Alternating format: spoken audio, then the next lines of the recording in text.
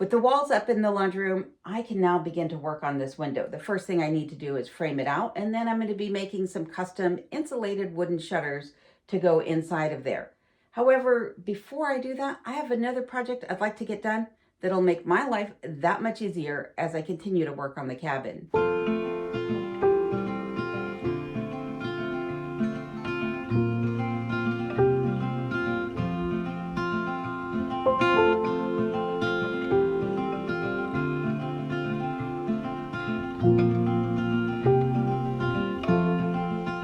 With all the projects I've done over the past 6 months, from working on the bathroom and now the laundry room, most of the work that I've actually done has taken place right under my feet. That's right, you've seen me use everything from my jigsaw, my skill saws, my framing nailers, and things like that, all on the floor. And that's not really the best idea. It's not safe, probably, and it really is kind of uncomfortable. And with one of the upcoming projects being those custom insulated wooden shutters, I really need to do a bit more carpentry than I've done before. And so today I'm going to be building myself a workbench. Even though I do typically try to pick up lumber every time I'm in town and make sure that I have materials on hand, I'm going to be using salvaged materials from around the cabin. And the very first thing I'm starting with are those old shelves that used to sit in the kitchen. But those shelves, they need a lot of work before they're going to be able to be used in the new workbench. For one thing is they're full of nails. So I need to rip out the nails. And then there's also a couple cracks running horizontally right down the length of the shelves themselves, or the pieces of lumber that I need to glue up. Unfortunately, I don't have enough clamps to pull that in tight. So I had to custom make or fashion a simple jig to bring that in tight and hold it together. And then some bonehead decided to run a whole row of staples down the front of these shelves. Learn from my mistakes. Don't staple fabric to anything unless you plan on leaving it there. So the original owners had just some wire that was attached via some nails. As you can see here, there's a nail there, and there's a nail here, and they just had the fabric, had a channel sewn in it, and then had the fabric draped through that wire, had the wire draped through the fabric, and had it hung that way. So at least they could take it down and launder it, which was smarter than this. They did the same thing to hang this curtain up here. This is literally just a piece of wire up here holding this curtain on. Eventually, that's going to get replaced as well. Eventually. If you're wondering why I'm building a jointer's table, it's for things like this. I'm trying to cut a half lap joint for the cross members for the workbench legs. I don't have anywhere to actually do this work. As you can see, I have my vise actually attached to the rails of my miter saw, but it's not real stable. I also have it clamped down below to an excess piece of wood. And I had it actually clamped on the other side of the table originally, and it totally slipped off.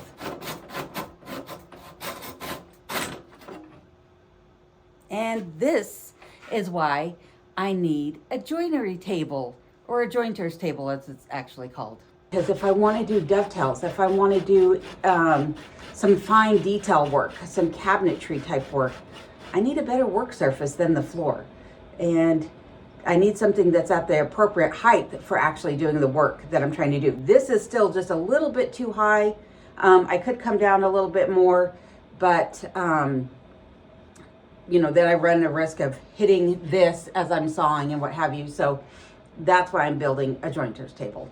If I was using a typical white pine 2x4, this probably wouldn't be that difficult, but these are Douglas fir. These are harder wood than your typical white pine studs. And yeah, they're proving to be tough wood, that's for sure. That is exhausting. But as you can see, nice clean cut. All right, only 2 more to go. Yeah. I'm gonna have arms of steel by the time this is all done, but too exhausted to use them. Well, now that that's done and I've thoroughly exhausted myself, I say it's time to go make some cookies. Join me upstairs. So I'm gonna make some cookies today, and you can see that I have everything laid out here in front of me. But believe it or not, these cookies are not for me. They're for this guy right here. I know over the last few weeks, I've talked about how I've taken Kenai off of kibble and put him on basically a carnivore diet, because I also took away all the fruits and vegetables out of his diet because he wasn't eating them. But I did figure out that he does need a little bit of fiber in his diet. So in front of me, you can see all the ingredients that I'll be needing for this recipe. 1 15-ounce can of pure pumpkin puree, so nothing added to that. Some nutritional yeast, some peanut butter. You want to make sure that your peanut butter does not have any artificial sweeteners or xylitol in it, no sugar alcohols. If you could get it all natural, that's even better. Also have some salt, some eggs, and then some flour. This recipe actually came from Mom on Timeout. I'll leave a link to her blog where I got the recipe from. I did adapt it a little bit by adding in salt and some nutritional yeast. So the reason I'm adding salt to this recipe is, other than the salt that's in this peanut butter, there's hardly any salt in the pumpkin, and he's getting no other sodium throughout his diet unless it's naturally occurring right in the meats that he's eating. So I'm just supplementing with just a small amount of salt. Now, he's not going to eat a full recipe in one sitting or in one day. It'll take him a couple weeks to eat through these cookies. And so I do want to make sure that he is getting the sodium that he needs in his diet. And then the nutritional yeast, of course, is just to add a little additional flavor and some B vitamins. You could double Mom on Timeout's original recipe and use a full can of pumpkin.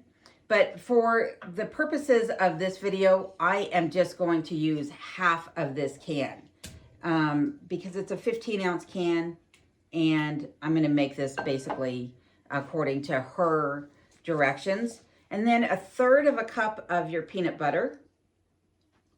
And I'm just eyeballing everything here as I typically do. And then to that, you're going to add in 2 eggs. Now, I showed 4 eggs in my image there, but again, I am only making about half of this at the moment. And this you can freeze, or you can also, make them and then store them in the refrigerator for up to a month. But I'm just going to quickly mix up the wet ingredients here in my bowl. And I would show this to you on camera, but it's actually not all that appetizing looking. And to that, I'm going to add in about a teaspoon of the nutritional yeast. I'm not adding in a whole lot of it. And then when it comes to the salt, I'm adding in about 1/4 teaspoon of salt. Again, just mixing all that together. Try not to make a mess. And then to that, I'm adding in 2 cups of flour. Now, she calls for whole wheat flour in her recipe. I don't have whole wheat flour on hand, so he is just getting all-purpose flour mixed in here. And I'm just going to go ahead and mix all of that together until everything is incorporated.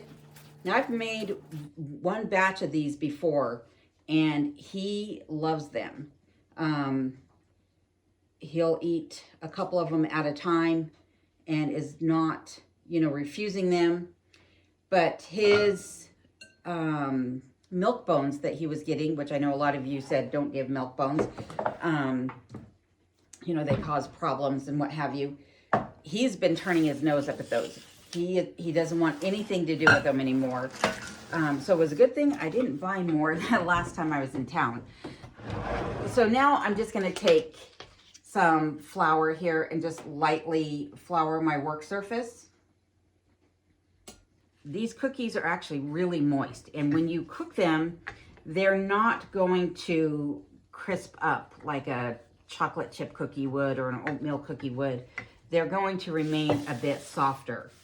I guess like a sugar cookie, considering that's what she compared them to in her blog. And then you can just take any cookie cutter. I'm actually using a ravioli cutter here because I found that by doing this, I don't have hardly any waste. And the scraps on the end, I just, you know, make them irregular. I don't think it really matters.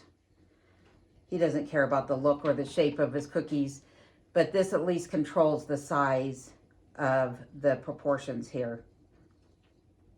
And so, like I said, this is about a week's worth of cookies for him because overall he's probably getting between 4 and 6 of these a day. So not a whole lot. They're not huge, but they definitely are helping him out. And like I said, he really enjoys them. So let me go ahead and just get these all cut out here real quick. And again, you kind of want to make these thinner. Some of these are a little bit thick and they're going to take a bit longer to dry. And then once you have them stamped out or cut out, just throw them onto a piece of parchment paper. I, don't have this sprayed with anything. It's just lined simply with a piece of parchment paper. So just lay those out in a single layer like you would any other baked good. And then you're going to throw these in your oven, 350 degrees. And she said that they'll take about 20 to 40 minutes, depending upon how done you would like them. I'm doing these on my wood stove, so it's going to take me a little bit longer, and I'll have to rotate them as I go. So the cookies have finished cooking, and they've cooled down, and we'll see. Oh yeah, that's a good boy. So I do wind up ripping them up into smaller pieces to give them to him, just simply because of the fact that they don't harden up when you cook them. They remain pliable or soft. Whoops, did you drop it? And I don't want him choking on them. You can see he is chewing them up, but sometimes he'll eat them really quickly, and then he does wind up choking on them. So this one did actually firm up a bit more. It's more like a cracker consistency. So I might just need to let them cook a little bit longer. But I'll leave a link to these in the description of the video. But in the meantime, I need to fix myself some dinner and then get back to work. So I'll meet you back downstairs. That's a good boy. Oh yeah.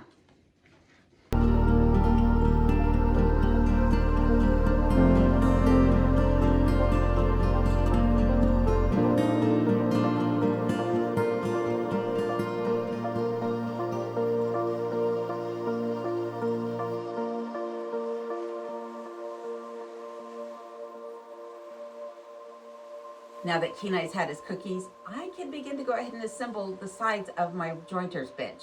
And what I have here are some 4x4 pieces which have been cut down to length. These are going to be the legs. Then I have a piece of 2x12. This is going to be a trestle on top of my leg assembly. And then those 2x4 studs that I cut that lap joint into. And that is going to allow that to sit down in between the 4x4s with that excess lapping over the top. And once this is all assembled and the whole table is complete, once I add vices to it, then it will keep it from racking and twisting as I work.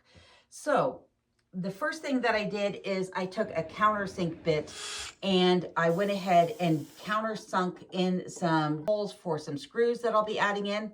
I did not come up with the idea for this jointer's bench all by myself. I actually bought a set of plans from Rex Kruger, who has a channel here on YouTube. So if you're interested in building a bench like this, you can check out his channel. He not only has this one, but he has several others, inexpensive, ranging from very simple to a bit more complicated like this one might be.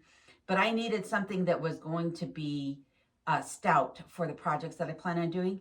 And I'm going to be adapting this bench for another project that I'll show you later on. And before I begin to attach the wood with the screws, I'm going to flip my pieces over and I'm going to add some construction adhesive. I'm only applying the construction adhesive where the legs meet the trestle and the laps on those 2x4s. And making sure that everything is square. Once again, I'm just coming in with a shop towel and cleaning up any excess glue that may have squeezed out around the edges. And then once I feel comfortable with my placement, I'll go ahead and drill in those screws, holding this in place. I'm going to flip this over and repeat the process for the remaining cross member. Again, pre-drilling my holes and then coming back in with that construction adhesive and attaching everything together. Now that the legs have been assembled, I went ahead and I attached the back apron. But as you can see, there is this gap right here, and that's because this board is twisted.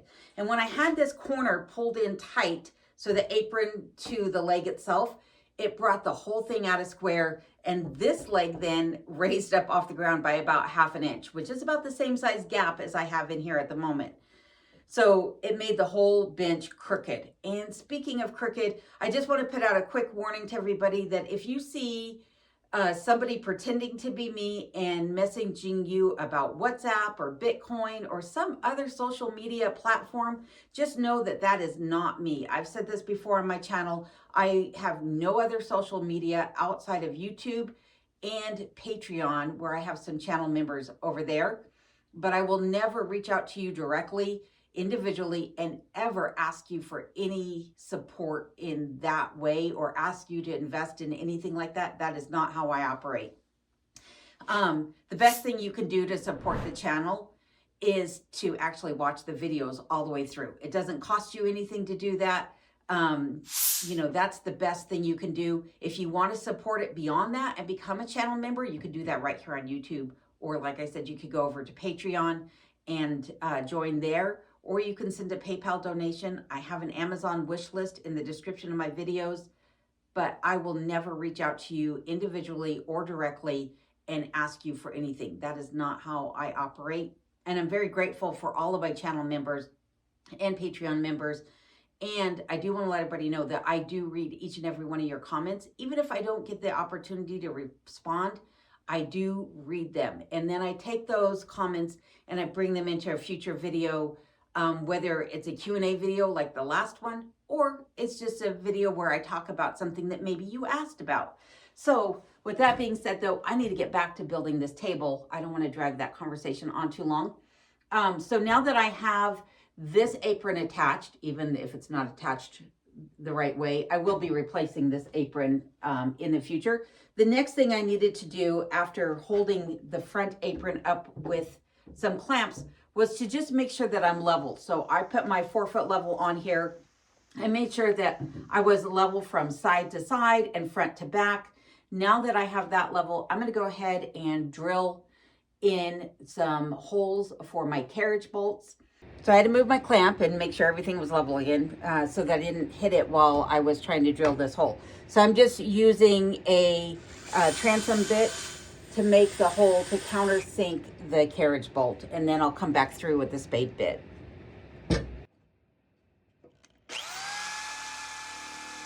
When I did the other apron, I was able to drill through this 2x and then start a hole in the 4x4 leg, and then take the 2x away and finish drilling all the way through that 4x4 post without a problem. But on this one, I can't take the apron off, and so the spade bit that I'm using is not long enough to go all the way through. So instead, I came in with my brace. I just put a long bit on here and then just came in and manually punched through with this bit to get me all the way through the 4x4 so I could put the carriage bolt on, because the carriage bolt is going to sit all the way in there and then get attached with a nut and a washer on the opposite end. So if you're not familiar with what a carriage bolt is, it's this, and I'm just going to put this in here, hammer it in, put the nut and the washer on, and that'll tighten everything up, and then I can move on to the other side. To further enhance the rigidity of this table, I'm using my handheld circular saw to cut in some notches, and then taking my hammer to knock those out of place. Yeah, that's a lot easier than hand sawing, especially on this tough wood. Once that's done, then I'm going to go ahead and glue and screw in a center key and also some additional supports about 1/3 of the way in. Underneath those supports, I'll be adding in a 4x4 that runs between the leg and that center key and is also glued and screwed in. With all that added wood in there, this thing is really solid. I can't push it that way or rock it from side to side. I could drag it if I needed to, but it's not going anywhere. And I hope you're not going anywhere either. I appreciate you guys watching the videos. And if you've made it this far, like I've been saying, please remember to hit that like button. It really does help the channel. But speaking of keeping things from going places, I also built in this little feature. So this is just a piece of 3/4 inch wood. And I cut these notches in it, which allows it to tuck away out of place. But when I need to use it as a stop to keep wood from sliding across the back of my workbench here, I can just set it on those center supports that I made. And then when I'm done with it, it tucks right into place. So I will be adding some additional things to this. Like I said, a vise and also a little foot that'll hold pieces of wood so that I can plane against them, or whatever I need to do, some hold fast and some dogs to this. So until I'm able to do that though, I won't be able to do those shutters, but I have lots more projects coming up. So I hope to see you back here next week in the comments of this video and next week. And until then, stay safe, take care, and stay away from those scammers. It's not me.